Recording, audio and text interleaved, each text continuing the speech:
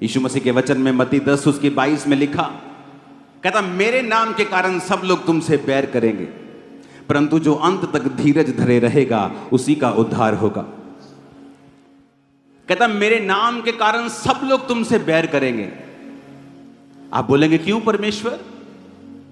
क्योंकि उन्हीं लोगों की नशे तुम छुड़वा रहे हो, उन्हीं लोगों के बीमार तुम चंगे कर रहे हो फ्री में, उन्हीं लोगों की आत्माओं को तुम उद्धार दे रहे हो। आज आप चर्च के सामने बैठे हैं, कितना पैसा दिया है? आप चर्च के फ्रंट वालों ने कितना पैसा दिया है? जिन पे प्रार्थना होगी कितना पैसा दिया है? स्वीट्स मिल रही हैं, अनॉइंटिंग ऑयल मिल रहा है, कितना पैसा दिया है? इसीलिए जीसस और उसका वचन इतना पावरफुल है कि आज आधी दुनिया यीशु मसीह को मानती है। एक आदमी इतना हम्बल है कि एक देश का और अब दुनिया का वो प्रतिनिधित्व करेगा, लेकिन फिर भी क्योंकि यीशु के वचन से वो बंधा हुआ है, और ये सिखाता है हमें परमेश्वर का वचन।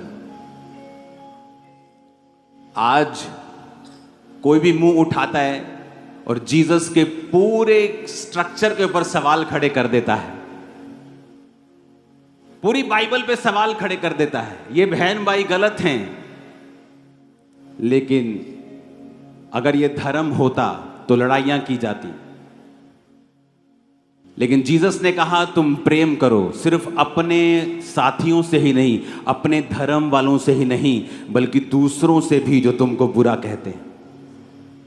इसीलिए क्रिश्चियनिटी अलग है और सबसे ऊपर है, टॉप पे।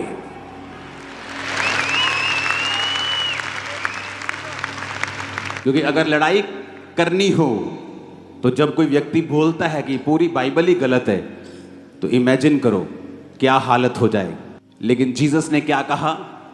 यदि तुम प्रेम करोगे तो मेरे चेले ठहरोगे। क्रिश्चियन लोगों को भी मैं देखता हूं, जब आपके बयानों को कोई उल्टा अर्थ तोड़ मरोड़ के पेश करता है, वो बयान उसके लिए नहीं है, लेकिन अगर वो उसे अपने लिए लेना चाहते हैं तो ये उनकी मर्जी है, हमारी नहीं। और तब भी क्रिश्चियन लोग कमेंट्स के अंदर गालियां कभी ना निकालें, क्योंकि हम और उनमें बहुत फर्क है। हम जीवित परमेश्वर की संतान हैं। बाइबल कहती है चुप भी नहीं रहना, अपनी बात भी रखनी है। हालेलुया। क्योंकि जीसस ने अगर प्रेम हमें ना सिखाया होता तो हम टिप्पणियां करते एक दूसरे के रीति रिवाजों पर, धर्मों के ऊपर। और इसीलिए मेरा 20 साल का रिकॉर्ड है, कोई व्यक्ति ये साबित नहीं कर सकता कि मैंने किसी पर भी टिप्पणी की हो, क्योंकि ये जीसस ने सिखाया नहीं है। इसीलिए उसने प्रेम करना सिखाया है, और हर एक विरोधी से हमने प्यार ही किया है हमेशा। हालेलुया। और इसीलिए जीसस ने कहा तुम दुनिया के नूर हो, तुम दुनिया से अलग हो, तुम दुनिया के जैसे नहीं हो, तुम दुनिया में रहते हो, परंतु मैंने तुमको दुनिया में से चुन लिया है। हालेलुया। मेरा यह विश्वास है 2025 में आपकी बीमारियां रूपी शर्मिंदगियां वो खत्म है यीशु के नाम। बीमारी और गरीबी रूपी श्राप खत्म है यीशु मसीह के सामर्थ्य नाम। हालेलुया। आप विक्ट्री में चलेंगे।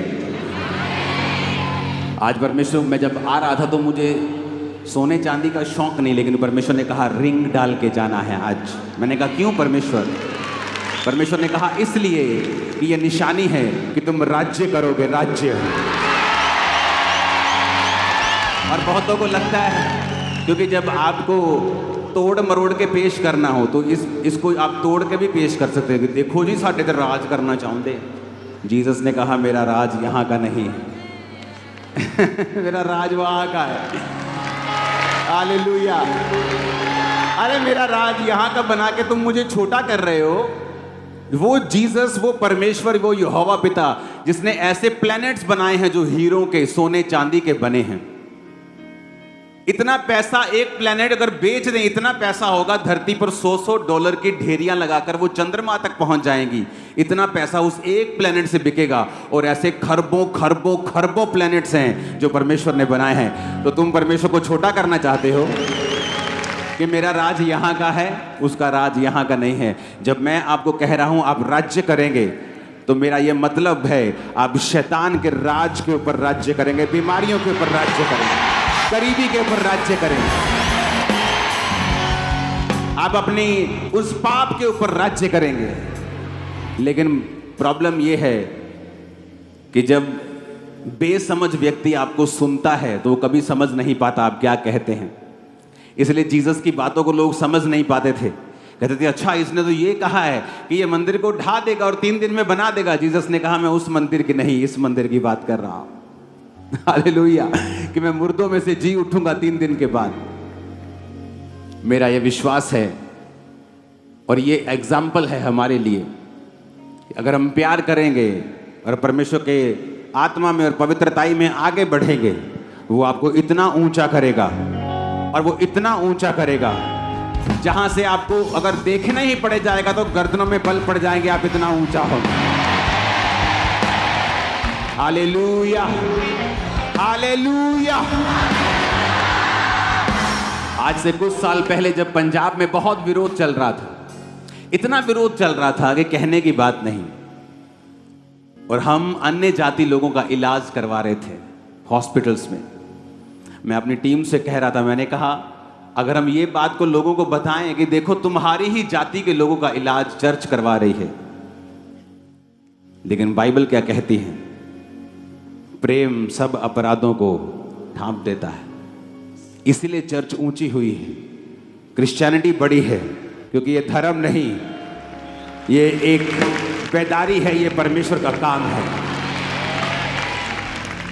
आपका न्यू ईयर जो आप परमेश्वर के भवन में हो, खुदा के भवन में आप इस नए साल में हो, ये ऑर्डिनरी बात नहीं है।